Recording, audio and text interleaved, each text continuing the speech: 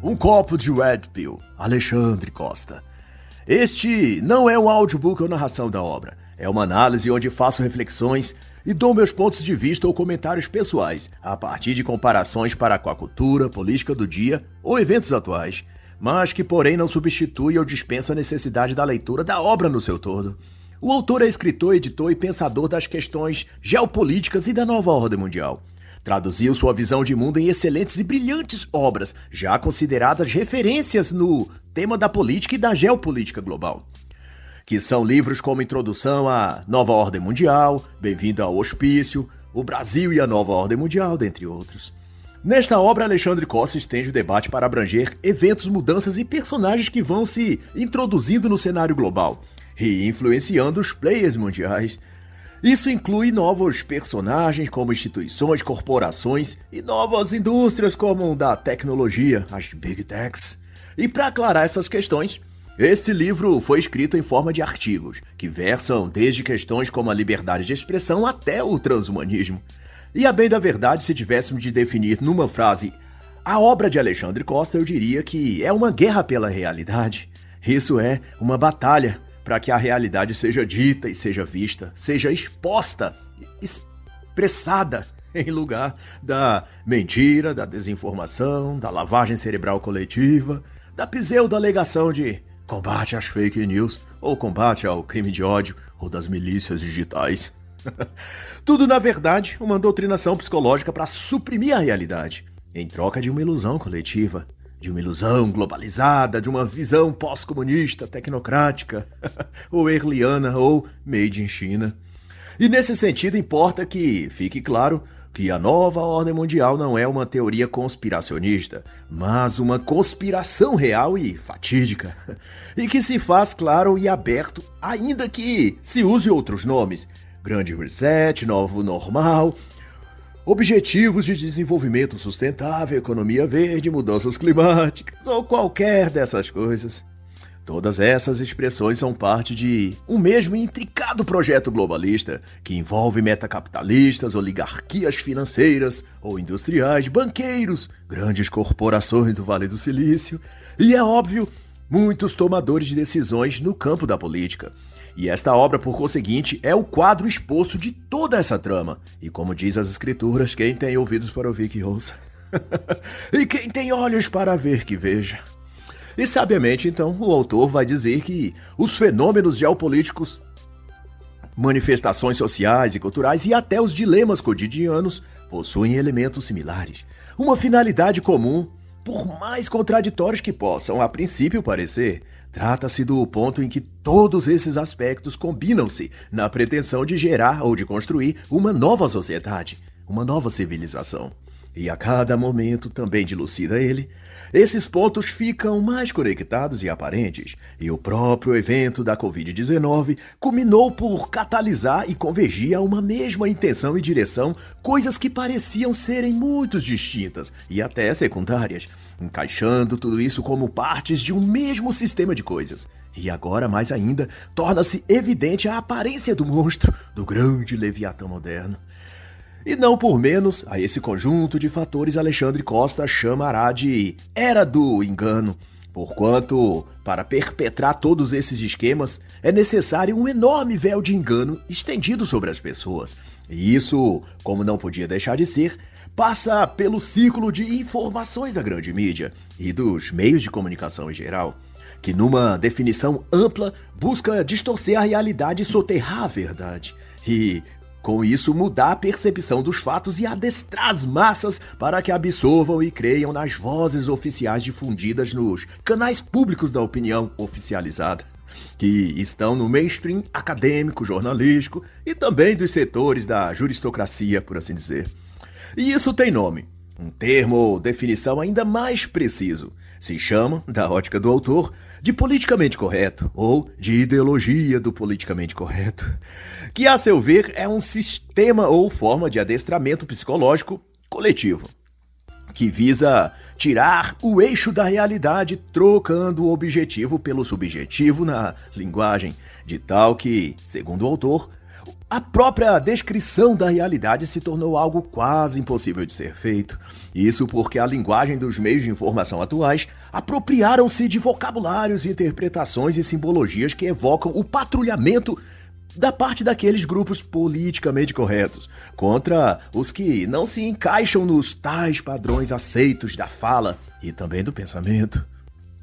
E assim vai dizer o autor que, quando não é possível expressar livremente uma observação, seja pela dificuldade de encontrar as informações em uma montanha de entulhos manipulados para desinformar, pela falta de vocabulário ou pelo medo de patrulhamento da fala, a mente tende a se acostumar com as incoerências e dissonâncias. Se há a impressão de uma realidade, diz Alexandre Costa, não pode ser expressa com sinceridade, a tendência é que as capacidades cognitivas vão enfraquecendo para se adaptar àquela aparência de coerência, mas que é superficial, apenas para a mente não perder a sanidade. E como exemplo, ele cita a questão da ideologia de gênero, que, como nenhum outro esquema social, reproduz o subjetivismo da fala e do pensamento e, como consequência, desfaz todo o mecanismo cognitivo do cérebro, mergulhando os indivíduos a um limite de sanidade e loucura. Ao reinterpretar o sexo humano e relativizar ao ponto de fazer crer que o aspecto biológico de um ser humano é apenas uma escolha ou construção social, todo ser ontológico passa a ser questionado e cada um se vê no direito de escolher sua identidade, suas características genéticas, a qual raça pertence, até mesmo que idade ele prefere ter ou a que espécie de ser vivo ele pertence. O autor bem lembra casos em que pessoas entraram na justiça para mudar oficialmente suas idades, porque se sentiam mais jovens. E também quem reivindicou o direito de ser tratado como um cãozinho, um gato ou outro animal de estimação. E eu particularmente vi uma reportagem em 2021 de uma mulher que houvera entrado na justiça nos Estados Unidos pelo direito de se casar com uma árvore. Ela se sentia também uma planta. Há o caso famoso do homem transgênero do Canadá, Stephen Wolstead, de 46 anos, que deixou esposa e 7 filhos após 23 anos de casamento e se assumiu como uma menina de 6 anos de idade, sendo então adotado por um casal e passado a viver como se fosse uma criança. E também nos Estados Unidos, um morador do Texas, Richard Hernandez, de 60 anos, assumiu que se sentia uma mulher dragão e, após várias cirurgias no corpo, conseguiu uma aparência de réptil, inclusive asas. Sua última façanha foi a remoção do órgão genital, por dizer que era uma parte do seu corpo que lhe ofendia. Seu novo nome é Tiamat, em homenagem ao personagem dragão no desenho Caverna do Dragão, exibido no Brasil nos anos 80 e 90. Na Carolina do Sul, também nos Estados Unidos, um homem disse que se sentia-se um servo e, depois de cirurgias e tatuagens no corpo, foi viver na floresta, mas, confundido com um animal real, foi atingido por um caçador. Isso teria ocorrido em 2022. O fato é que, como diz Alexandre Costa, toda a sociedade está infectada com esse vírus relativista e qualquer confrontação a esse estado de coisas será ignorado, ridicularizado e logo depois perseguido e acusado de loucura. Numa imersão onde a verdade é chamada de mentira e a mentira e a ilusão tratada como a mais pura verdade. E o fim último disso é, sem dúvidas, a perda do contato com a realidade e algum nível de esquizofrenia, dano cerebral ou algo do tipo. Usamos conceitos para raciocinar, deduz-se do que escreve o autor. A linguagem, os gestos e os símbolos traduzem as nossas percepções, intuições e análises das coisas e nos dão conhecimento, significado e senso de realidade. Se não somos capazes de definir concretamente as coisas, então nossa capacidade de compreendê-las também se perde. E junto se perde também a conexão com a realidade. O cérebro e mente mergulham no caos.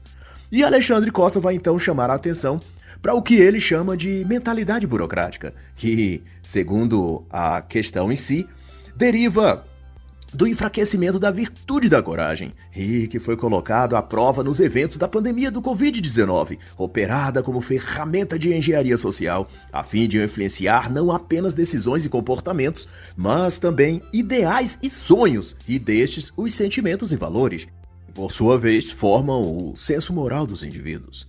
Só uma sociedade corajosa pode resistir à instrumentalização do medo, vai dizer o autor.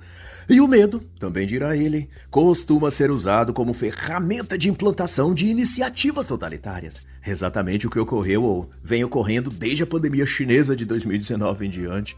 Na conceituação do autor, o burocrata é o sujeito que depende de ordens formais para tomar suas decisões e, por insegurança, incapacidade ou dependência, transfere o poder individual para um coletivo, real ou imaginário, que o leve então a esmagar o direito à livre escolha, na esperança de receber pronto o que ele mesmo deveria construir.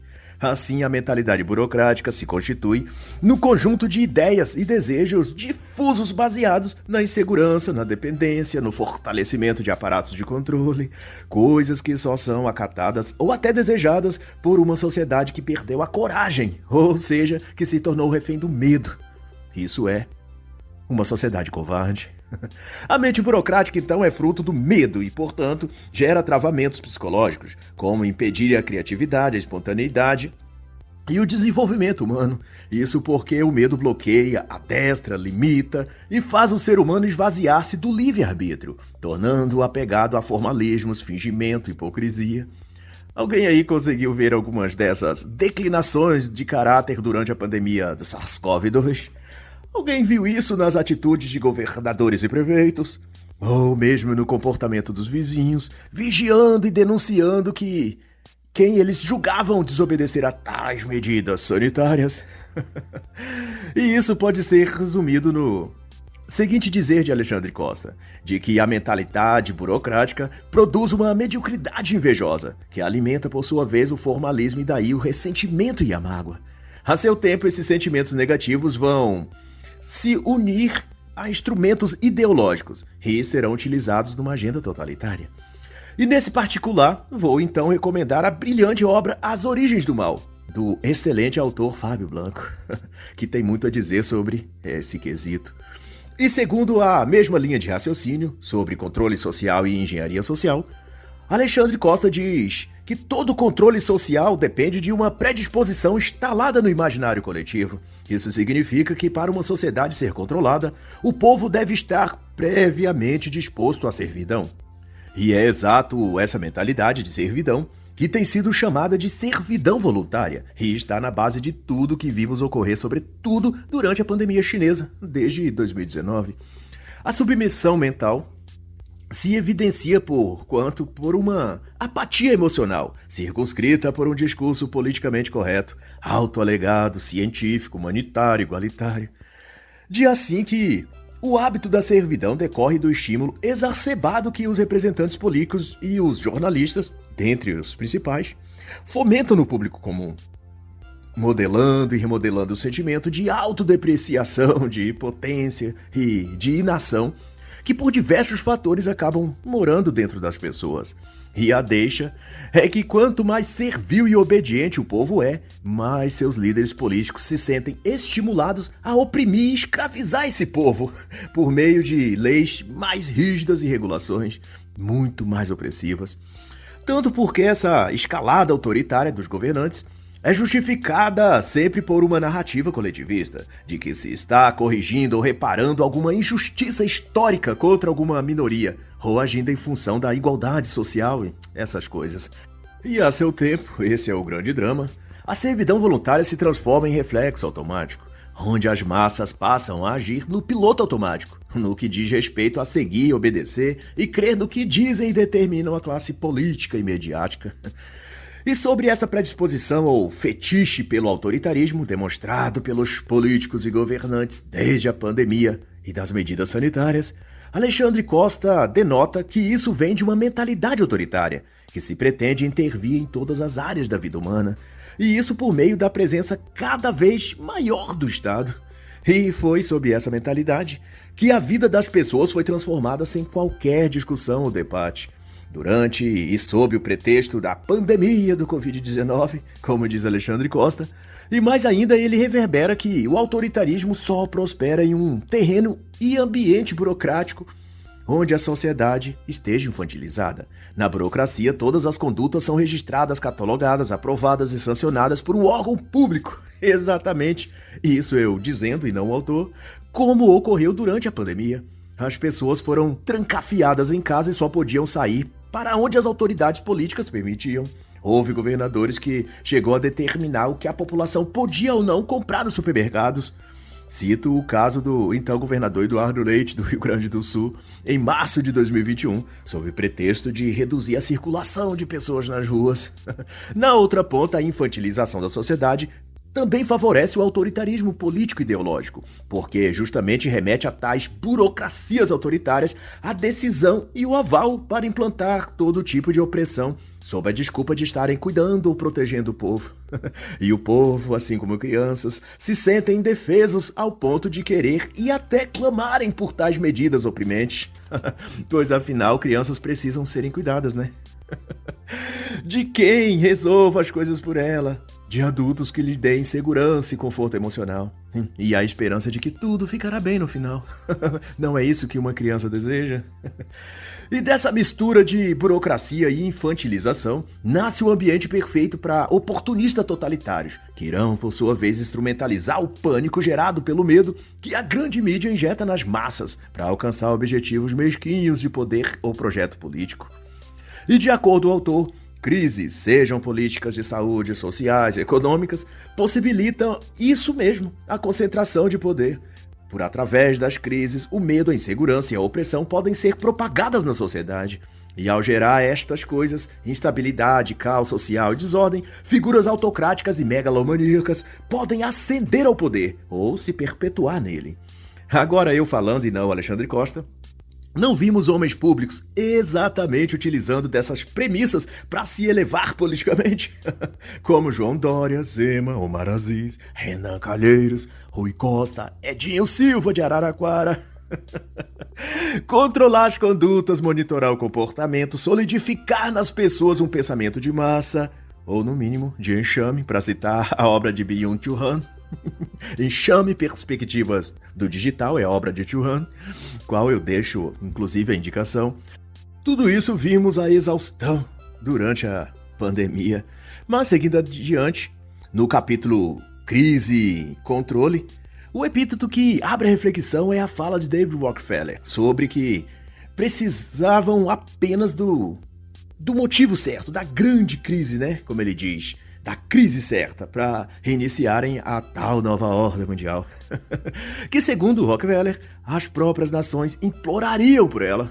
E Alexandre Costa enseja que as crises fomentadas no mundo, ou em países específicos, muitas delas têm essa finalidade, de romper a ordem, criar o caos e, de novo, restaurar a ordem, mas dessa vez sob um novo padrão e paradigma. O colapso, escreve Alexandre Costa, fornece as condições adequadas para a instalação de novos paradigmas. É o processo de construção dessa nova sociedade, que chamam de nova ordem, novo normal, reset global, economia sustentável, quaisquer desses termos, conforme o contexto e a ocasião. A conclusão, então, para efeito de esclarecimento, é que o totalitarismo se consolida a partir de uma adequação do imaginário das pessoas, que, ao menos no nível psicológico, são levadas a aceitar voluntariamente a tirania e os abusos dos que estão no poder e que lhes oprime, justificando que é para o bem coletivo ou para se construir um mundo melhor para todos.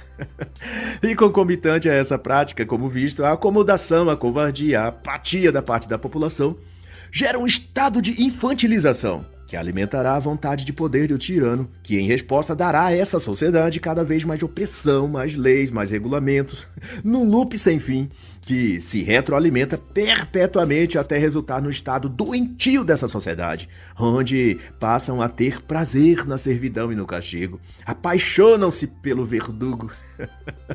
E outra vez eu fazendo uma reflexão pessoal, que não está no livro nem nas palavras do autor, mas são conjecturas minhas mesmo. Será que não é esse o caso em que, apesar de tudo que os regimes comunistas fizeram as pessoas sofrerem, ainda assim muita gente está a eleger carrascos progressistas como líderes em seus países? Não bastasse Coreia do Norte, Cuba, Venezuela, que elegeu Hugo Chávez e dele veio Nicolás Maduro, Kirchner na Argentina, o ex-guerrilheiro Gustavo Petro na Colômbia. a virada esquerdista no Chile e até a ânsia de muitos no Brasil para ver de volta o Lula ladrão. Que não obstante roubar e desviar dinheiro público, muito pior ainda, financia um projeto comunista e totalitário chamado Foro de São Paulo, o que é por si só a instauração de um totalitarismo tirânico socialista. Que só isso em si já deveria fazer a todos terem calafrios de se querer esse homem voltar à cadeira presidencial, mas ao contrário, há quem o veja e se apaixone, numa verdadeira síndrome de Estocolmo, e quanto mais Lula promete regular a mídia, adular bandidos, oprimir policiais e bajular os regimes chinês, cubano e russo, mais uma parcela da população se sente atraída pelo sapo barbudo, loucos pra beijar ele, pra ver se vira príncipe. Eu vou, portanto, recomendar a obra A Volta do Idiota, de Álvaro Vargas. Talvez isso sirva para algum esclarecimento. Mas nada disso seria possível se não fosse um componente a mais em toda essa equação, que ficou chamado de cientificismo. Na percepção de Alexandre Costa, esse expediente ficou bastante evidenciado outra vez durante os ocorridos da pandemia de SARS-CoV-2. Nesse panorama, o cientificismo agiu como uma fornecedora das justificativas teóricas que embasaram justamente as decisões e medidas autoritárias tomadas pela classe política. E acobertado pela infantilidade emocional e intelectual das massas, o cientista, ou sua figura imaginária, propositada pelas mídias, assumiu a imagem de um ser heróico, representante de uma classe de sábios infalíveis, de gurus da moral e da ética, aqueles a quem todos devem seguir, obedecer e crer. E no experimento social da Covid-19, a palavra ciência, ou escute a ciência, foi usada como viés de confirmação para todos os ditames que os ditadores de ocasião queriam impor, ao reivindicar a autoridade científica dos protocolos que a ONU, ou órgãos de saúde dos próprios países, produziam. Pôde-se, através disso, reduzir a própria ciência a um conjunto de dogmas inquestionáveis, tornando o conceito de ciência uma quase religião. E, de regra geral, esse foi o posicionamento daqueles que diziam falar em nome da ciência, incluindo aqui médicos, virologistas, infectologistas e secretarias de saúde.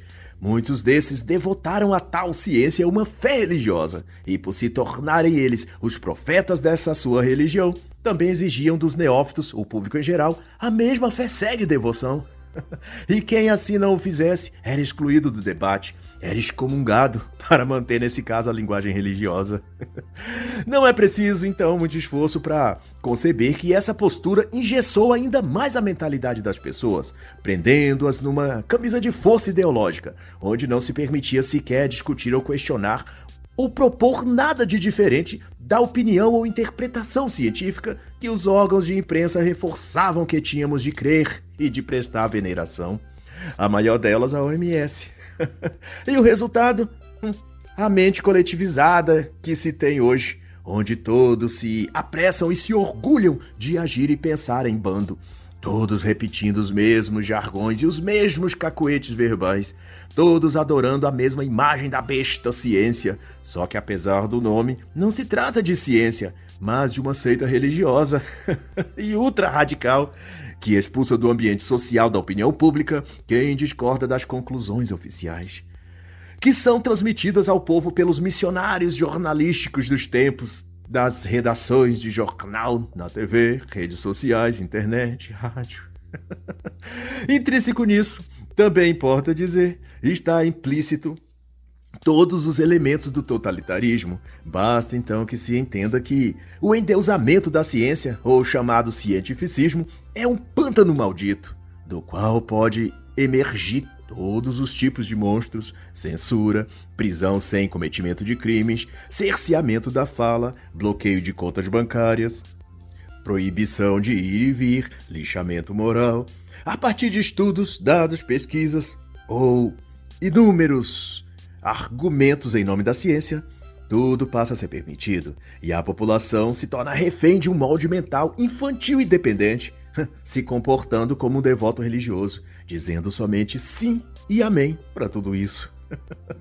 Mas, como ressalta também o autor, nesse trilho de iniciativas para remodelar a mente e o comportamento das pessoas em prol de uma nova civilização ou nova ordem, também reverbera no espaço público a busca por substituir os heróis.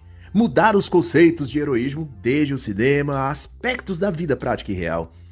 E esse é um processo de desconstrução social e cultural que promove e ressignifica os valores, os princípios, tudo aquilo que antes víamos nos personagens de quadrinhos ou de cinema. Ao recriar os personagens desmasculinizando-os ou sobrepondo alguma nova heroína em seu lugar, se quer com isso combater o que a mesma indústria de jornalismo e da cultura tem apelidado de patriarcado ou machismo estrutural. Nesse campo, a Marvel e DC Comics são os mais empenhados, mas atrás deles atuam toda uma rede de ideologias progressistas, organizados em grupos formais ou informais, permanentes ou esporádicos, locais ou internacionais. Mas fato é que tais grupos patrulham as redes sociais e eventos culturais, e onde vem alguma expressão que julgam sobressair o masculino ou a masculinidade, tratam logo de lacrar contra aquele que consideram o inimigo das minorias, ou da causa da mulher, ou do gênero, etc. E assim não escapa o Batman, o Superman, Thor, Hulk, o Homem de Ferro. Todos esses foram remodelados no cinema. E os que não ganharam características femininas no falar e agir foram obliterados por uma nova super-heroína negra, feminista ou dita empoderada. E por mais que se acumulem prejuízos financeiros e essas produções sejam totalmente desprezadas, quando surgem nos cinemas, ainda assim essas produções continuam a todo vapor, porque acima do interesse financeiro está o interesse ideológico. Vede como a Netflix, novamente eu fazendo uma observação e não o autor, a cada ano fecha com prejuízos. Chegou à perda de 1 milhão de assinantes no mundo ou mais, mas basta abrir o streaming e se verá lá. Beijo gay adolescente em desenhos animados para crianças, empoderamento nos discursos das personagens femininas, em toda oportunidade que uma mulher interage com um homem e por aí em diante. O que culmina sem dúvida para uma devastação da cultura. E uma cultura solapada até um certo ponto favorece reações desproporcionais. Que no artigo a tratar desse tema, Alexandre Costa menciona que o senso descalibrado das proporções tem a ver com toda essa alteração que se produz na cultura e na sociedade por consequência, óbvio. Por obstante, faltará às pessoas a capacidade de agir de forma adequada diante dos seus desafios e questões da vida. No contexto psicológico, essa inadequação de agir ou de bem resolver as situações da vida se traduz, nas palavras do autor, numa admissão ante de um drama ou fato desafiador, ou até apavorante, de uma falsa aparência de normalidade e também de controle, mas que é fingimento autoimposto para negar a si mesmo que não sabe o que fazer. É uma atitude intelectualmente preguiçosa e que projeta consequências na própria percepção da realidade da pessoa. Um tempo depois, e ela terá forçado tanto para acreditar na ilusão que contou a si mesmo, que estará acreditando na sua própria negação dos fatos, nas mentiras que o discurso oficial na TV, rádio, mídias digitais mandou que ela acreditasse. E essas versões oficiais, mas irreais e ilusórias sobre as coisas, são distribuídas às massas pelos meios de entretenimento, no jornalismo e na cultura também. E cabe aqui ressaltar que a pandemia da Covid-19 foi o pano de fundo para diversas dessas transformações sociais serem impostas e implementadas na sociedade, com a óbvia intenção de reconfigurar a ordem vigente e recriá-la de um outro modo. Muitas das tais medidas sanitárias tiveram por efeito aumentar o poder burocrático e concentrar o poder político em órgãos e instituições supranacionais. O mercado financeiro, as Big Techs, as Big Pharma, ONU. E com a percepção da realidade nublada, as massas se tornam manipuláveis. E as pautas que enfraquecem os direitos individuais naturais já avançam e vão condicionando a sociedade ao molde mental e comportamental que almeja o establishment.